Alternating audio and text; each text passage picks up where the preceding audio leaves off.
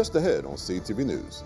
The governor is pushing a bill aimed at lowering your utility bills. I'm Jonathan Hunter. I have more coming up. And Governor Wes Moore has officially filed for re-election. See who he's facing off against during the Democratic primary election. Plus, President Trump is set to hold his State of the Union address tonight. Find out why some Democrats are skipping the speech and making alternative plans. I do intend to participate in an alternative to the State of the Union address with many of my colleagues and with grassroots organizations like Move On. These stories and more on CTV News, starting now.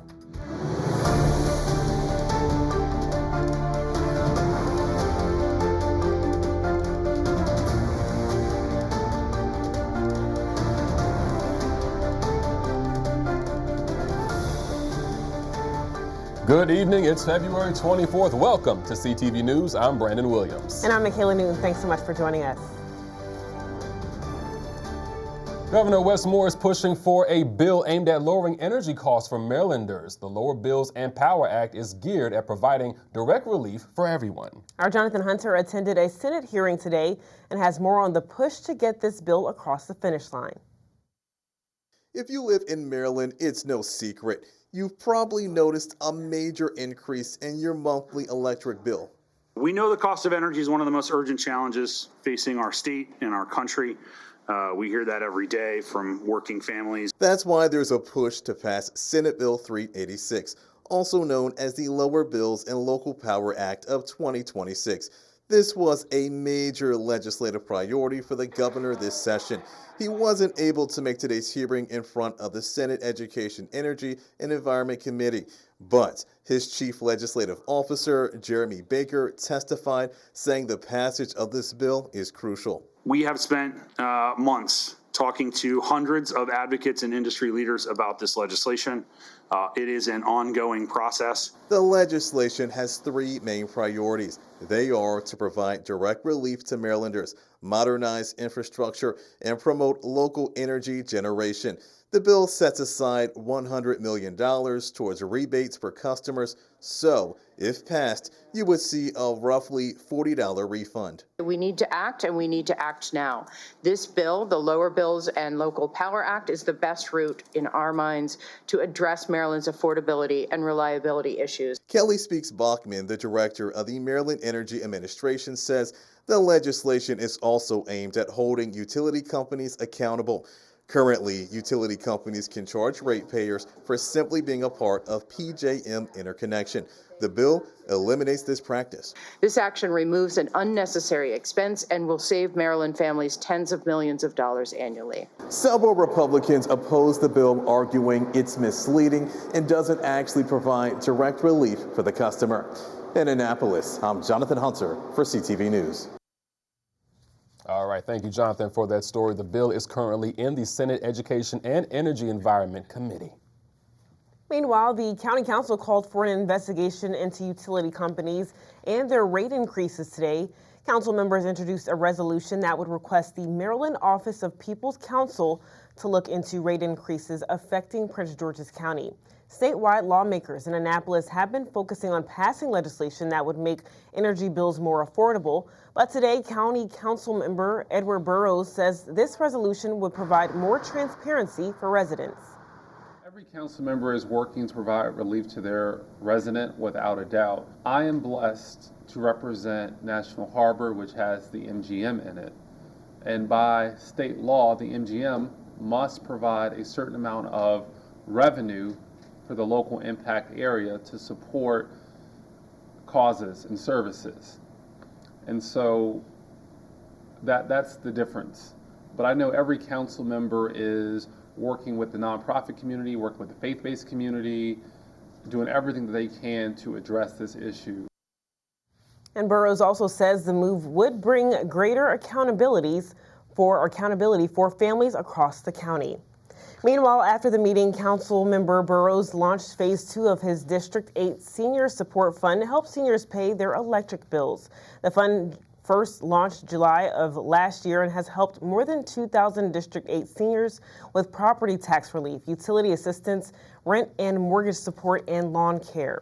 Phase 2 is specifically targeted to District 8 seniors who need assistance with Pepco electric bills. Qualified residents who apply before March 29th will receive at least $500 for their household on a first-come, first-served basis while funds last. My utilities for my electric has gone up 75%. So I can only imagine what people are dealing with whose homes are 100% electric. The only solution is to pack up and get out of here. Try to go to somewhere else where the taxes are lower. We're not dealing with all of this.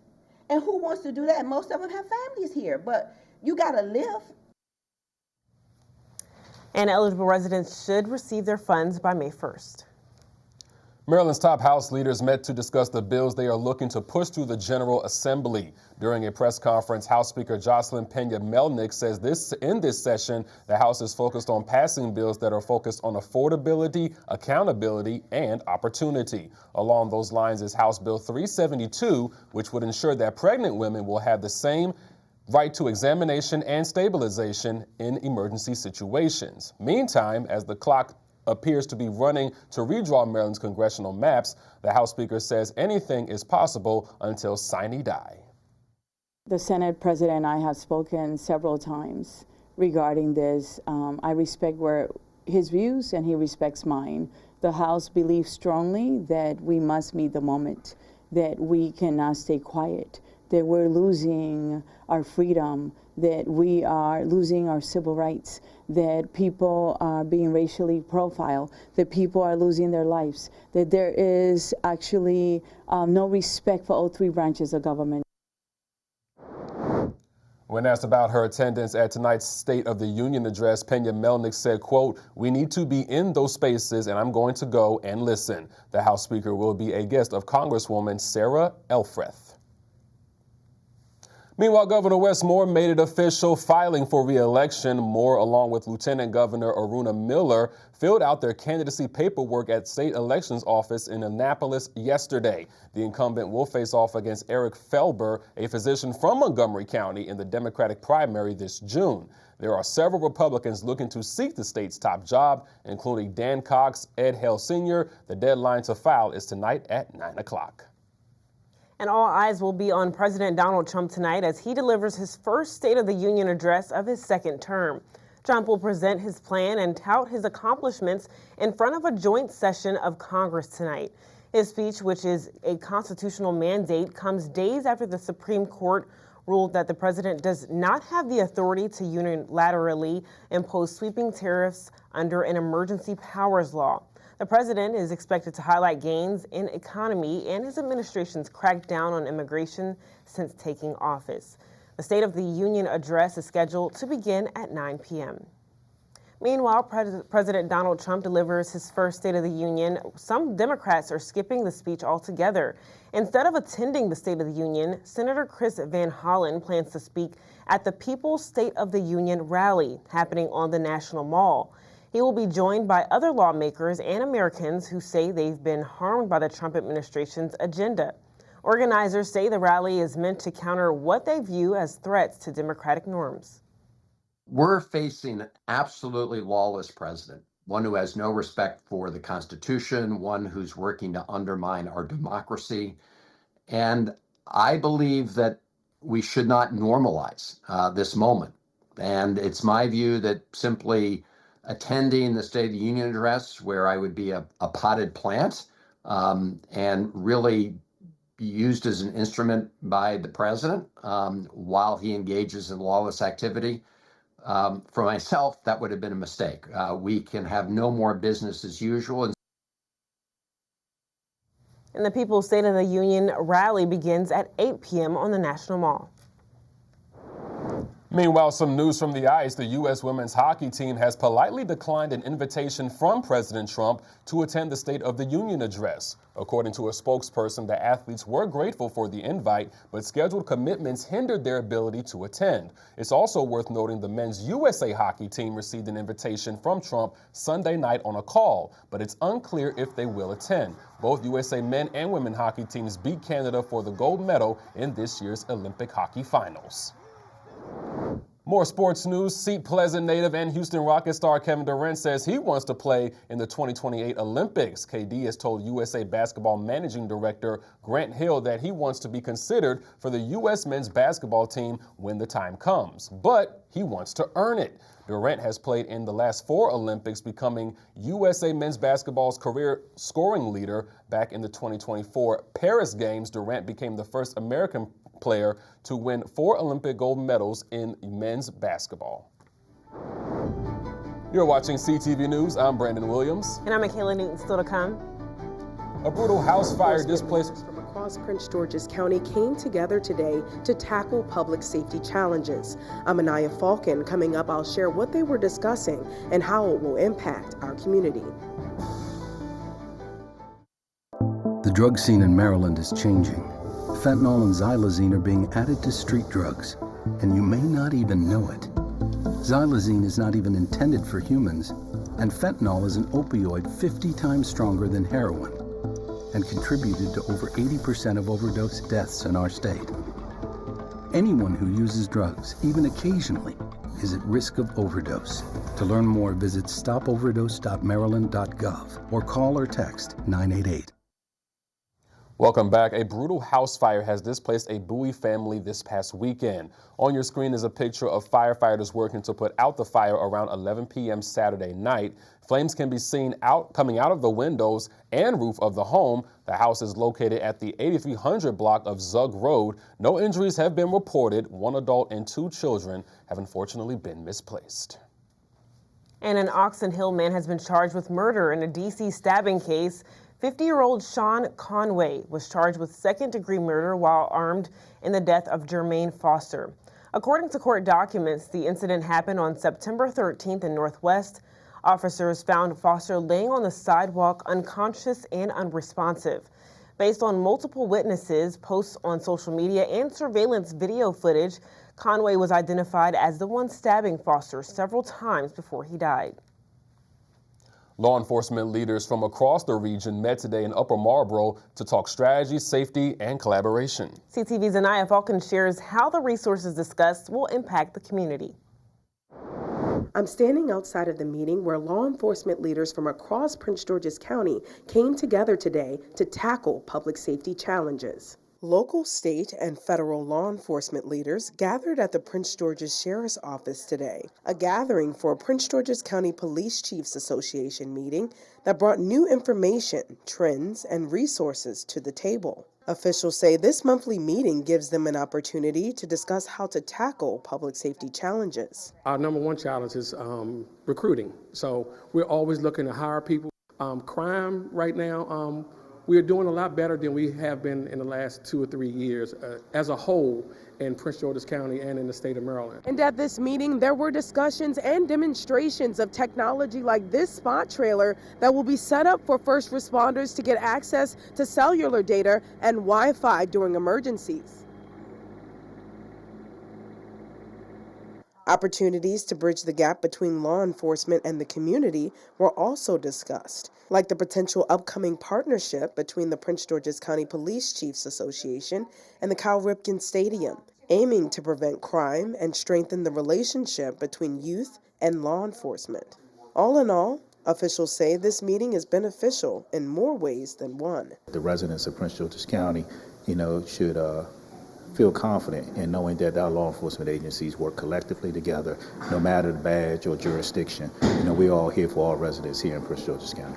In Upper Marlboro, I'm Anaya Falcon, CTV News.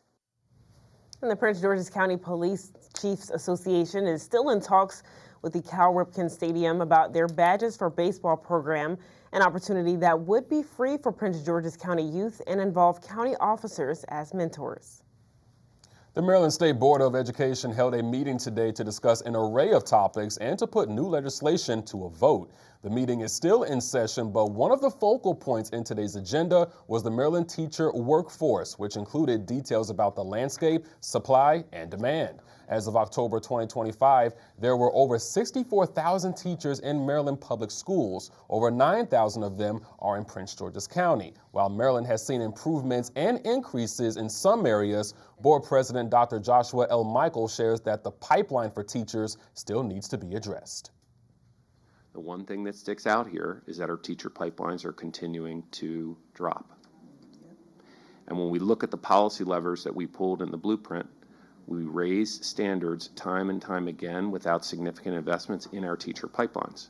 It should be no surprise to us that when we did that resulted in a decreased supply of potentially higher standard teachers, but that absent significant investment, it's hard to raise standards without also bringing our programs along. And so I'm hopeful as we look at our teacher supply here that that's something that we'll discuss as a state, because as you've said, this is an area that we must focus on if we're going to stabilize the workforce in the long term.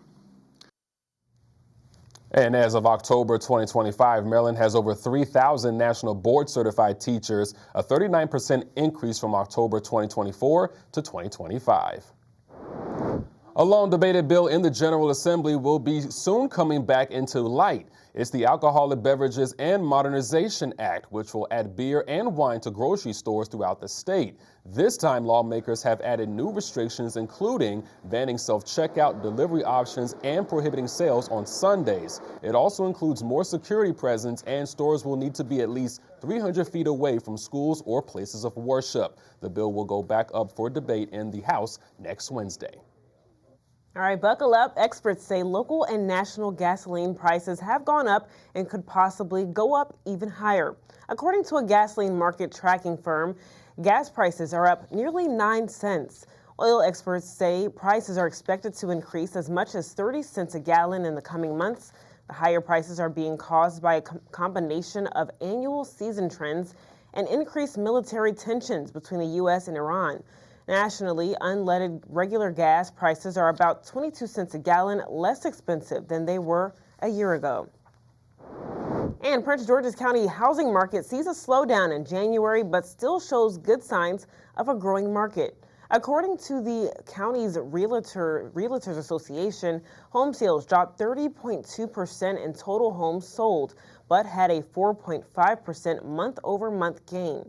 The county also saw a 1.3% growth in average sold price.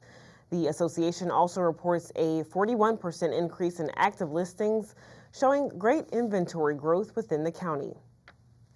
Well, some good news for residents and businesses along the Purple Line. The light rail has recently reached a major milestone, 90% completion. The 21-station light rail stretching 16 miles from Bethesda to New Carrollton in Prince George's County is expected to open in 2027. Construction on the Purple Line began in 2017 and has faced delays and cost increases over the years. The Maryland Transit Administration is holding virtual meetings from April 14th through the 28th, offering residents and business owners an opportunity to learn more about the construction progress and upcoming milestones. Still to come on CTV News, candidates at all levels are gearing up for a busy election season. After the break, we're joined by Dr. Noah Waters, who's running for the at-large county council seat. Hear what he has to say about the changes and improvements he'd like to see within the council. We'll be right back. We are women first, but women with disabilities last. During a military exercise, we crashed and I broke my neck. When I was in the Air Force, an accident changed my life. I couldn't have imagined the injustices I would face. Every day, women like me go to the doctor for annual checkups for conditions like breast cancer. Early detection saved my life. But women with disabilities face a cruel reality: inaccessible medical facilities and equipment. In the 25 years since my injury, I have not seen a gynecologist. There's not one accessible OBGYN in my community. I found lumps in my breast. I went to a doctor's office I was told was accessible, but when I got there, I couldn't get through the front door. I don't know where I'd be today without access to testing. Our veterans deserve better. Help PVA fight for access at pva.org. If words were enough, I would help you bear your burden. I would watch each child of yours grow strong and true. Teach them to read and to write and to sing, so that their voices be forgotten nevermore. If words were enough, I would sate your hunger, and you would know you are my sister, my brother, my child. If words were enough. It's so hard to predict a sick kid who just keep getting sicker, but we needed to be together as a family. My family is my entire life. My family means the world to me. When we're together and we have support from Ronald McDonald House, we can be a little stronger. They provide food and a place to rest your head, and they will help you through every step. That's what gets you through every day when you don't know how else you're gonna make it. It makes you feel like you're not alone. Welcome back. The primary elections are just a few months away, and many politicians have already hit the ground running on getting their name out in the community. And joining us today to discuss his strategy and priorities is one of the candidates for the County Council at Large seat, Dr. Noah Waters. Dr. Waters, thanks so much for joining us. Oh, thank you for having me. Yeah, so can you tell us a little bit about why you're running for the at-large seat? Okay, first, I was born in Prince George's. I had residency in Prince George's most of my life. So recently, I served as mayor of the town of Eagle Harbor. Eagle Harbor is one of the last predominantly African-American waterfront communities remaining in the United States, located right here in Prince George's County. Under my administration, the town of Eagle Harbor received the largest financial benefits of its nearly 100-year history. I will bring that same skill set to Prince George's County.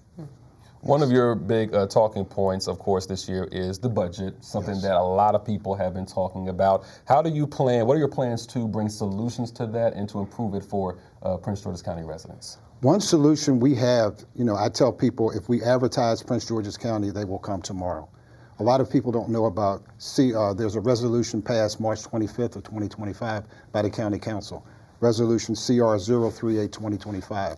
Prince George's County is the only county in the history of the state of Maryland that is designated by itself exclusively as the entirety of the county being a heritage area. That is a gold mine. We have more colonial era homes than Colonial Williamsburg.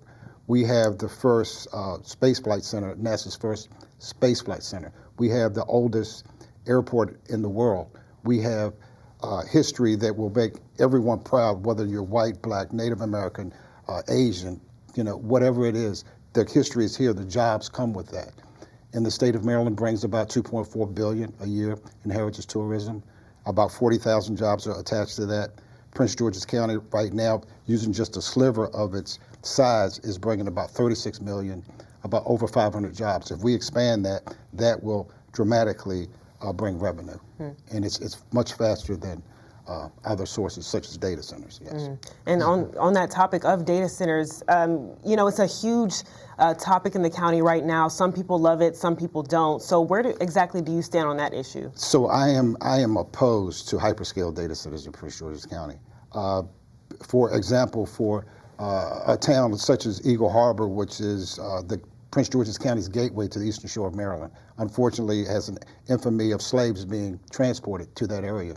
The British sailed it to burn the White House in the Capitol during the War of 1812 and 1814. So allow data center, an eyesore to be at the scenic, an Eagle Harbor, which is on the National Register, would be a tragedy. It would be a tragedy, especially for predominantly African-American county council to approve something like that. It would be confusing to the nation, and it would be just not a good look, yes.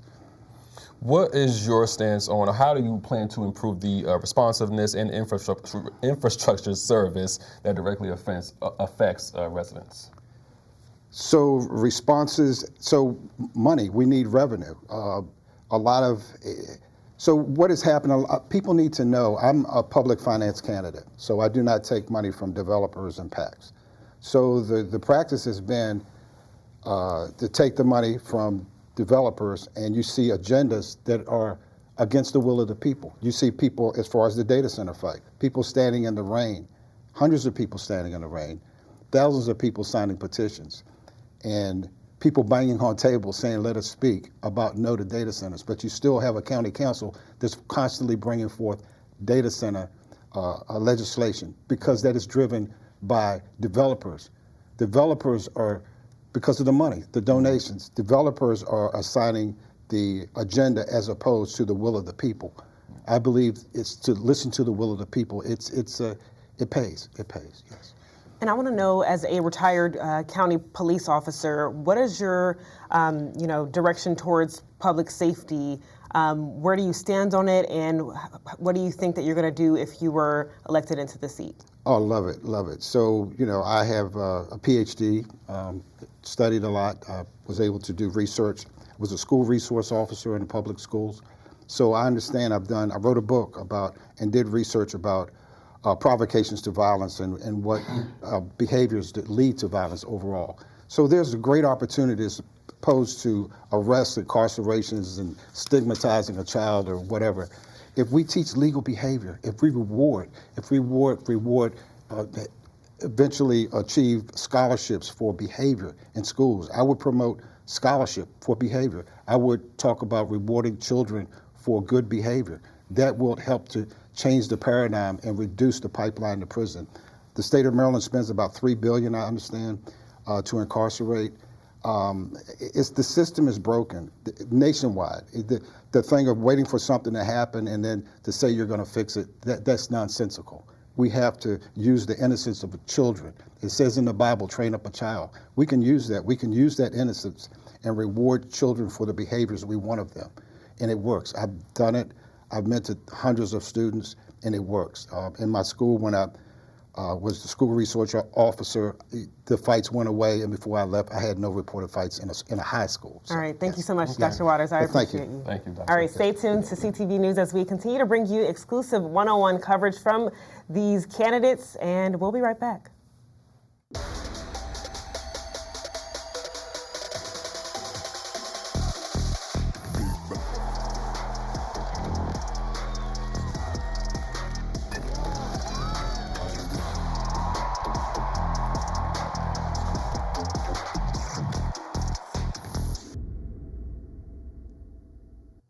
Okay, everyone, it's finally time for your Tuesday sports page. Let's get into it.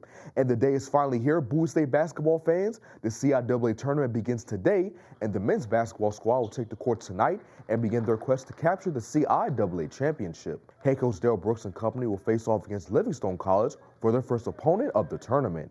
Tip-off is at 8:50, and make sure y'all tune in to CTV Sports tomorrow because I have some highlights waiting for you. And sticking with Bowie State Hoops news, the women's team will begin CIAA tournament play tomorrow in their game versus either Livingstone College or Elizabeth City State at 4:30. Now, one player that the team is going to be looking at to help carry the scoring load is guard Malika Cobb. Cobb doesn't bring just buckets to the Lady Bulldogs. I caught her with head coach Jade Swanner recently, where she told me how Cobb is important to her team in more ways than one. She's had a great impact because she's a leader first and foremost on and off the court, and she's a scoring point guard. So that's what we love because she knows how to get our teammates involved. But then when we need a basket, she knows how to go and score. Meanwhile, the UMD football team has added 2 new players to their roster. The first is defensive lineman Armand Parker. Parker comes to College Park after competing at Washington. The redshirt senior saw action in 8 games last season before suffering an injury. And at Fortson High School in Michigan, Parker led his team to a 9-3 record and a trip to the Division I quarterfinals as a senior. He was also named Kensington Lakes East League Defensive Lineman of the Year. The next newest Terp is wide receiver Naeem Abdul-Rahim Gladding. The New York native comes to College Park after a breakout season at Old Dominion, recording 667 yards and 6 touchdowns on his way to earning all Sun Belt honorable mention honors. Abdul-Rahim has 2 years of eligibility remaining. I'm looking forward to seeing what these two do for the Terps in 2026 for sure. And wrapping up sports, the Washington Nationals tied their spring training matchup against the Philadelphia Phillies at 5-all yesterday. Their next opponent will be the St. Louis Cardinals tonight at 6:05. And that is your Tuesday sports page. Simon Buggs, CTV Sports. See you guys tomorrow. All right, thank you, Simon. Now it's time to take a look at that 3-day weather forecast. Tonight, mostly cloudy, but we have another chance of snow between 1 and 4 a.m. Please keep it away. Tomorrow will be partly sunny and we warm up to a nice 54 degrees, but we have a slight chance of rain tomorrow night. Thursday, high of 70% chance of rain. It'll be 47 degrees. Friday, it will be sunny, mostly sunny with a high of 47 and a low of 32. Our time is up, and we certainly thank you for yours. Thank you for joining us on CTV News. We'll see you again tomorrow. Have a good night.